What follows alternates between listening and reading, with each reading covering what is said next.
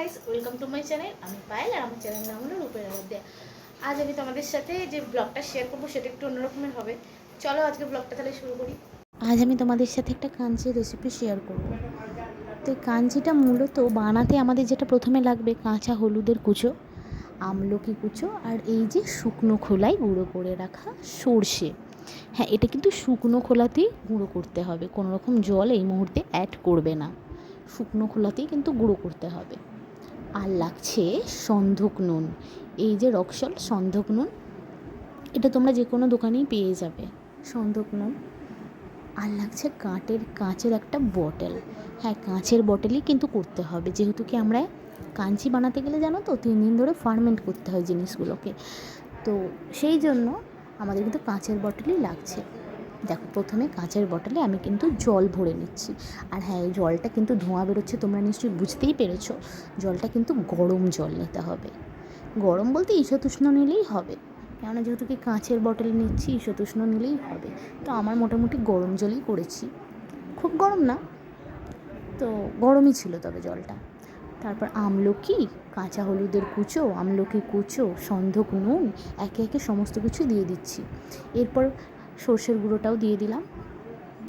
সর্ষেটা কিন্তু আমরা কিন্তু আগেই বললাম জল দিয়ে গুঁড়ো করে নিই, এটা সম্পূর্ণভাবে শুকনো খোলায় গুঁড়ো করে তারপর কিন্তু মিশিয়ে নিচ্ছি। সমস্ত ইনগ্রিডিয়েন্টসগুলো দিয়ে আমরা কিন্তু বটলটাকে ভালো করে মুড়ে নেব। এবার বটলটাকে মুড়ে নিয়ে আমরা এটাকে রোদে রেখে দেব। 3 দিনের জন্য কিন্তু রোদে রাখতে হবে। যেখানে রোদ পায়, ছাদে বা ব্যালকানিতে, তোমাদের যেখানে রোদ পায় সেখানে তোমরা রাখতে পারো। আমাদের যেহেতু ঘরের সামনেই উঠানে অনেক রোদ থাকে, তো আমরা উঠানে রেখেছিলাম। 3 দিনের জন্য এটাকে কিন্তু ফার্মেন্ট করতে হবে। এটা আমাদের শরীরকে ভিতর থেকে পিউরিফিকেশান করবে, ডিটক্স করবে। তো তোমরা পুরো ভিতর থেকে গ্লোটা পাবে, স্কিন, হেয়ার সব কিছুই খুব সুন্দর হয়ে যাবে। আমলকি হেয়ারের জন্য খুব ভালো। হলুদে আছে অ্যান্টিব্যাকটেরিয়াল প্রপার্টি, আর যেটা কিন্তু আমাদের স্কিন, হেয়ার দুটোকেই কিন্তু খুব সুন্দর করে দেয়। তো হলুদের জন্য আমাদের স্কিনটা কিন্তু ভীষণ গ্লো করে, ভিতর থেকে গ্লো করে। সেই জন্যই কিন্তু আমি বলেছিলাম আজকের রেসিপিটা একটু অন্য রকমের হবে। তো এটা প্লিজ ট্রাই করো আর আমাকে কমেন্টে জানিও যে তোমাদের কার কার কী উপকার হলো।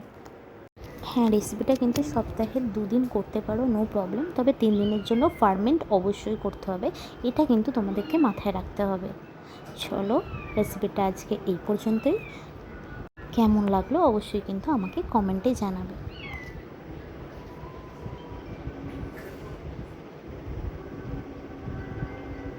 ভিডিওটা ভালো লাগলে লাইক করে দিও, চ্যানেলটাকে সাবস্ক্রাইব করে দিও আর আমার পাশে থেকো। চলো আজকের ভিডিওটা এই পর্যন্তই, দেখা হচ্ছে নেক্সট ব্লগে। Tata bye.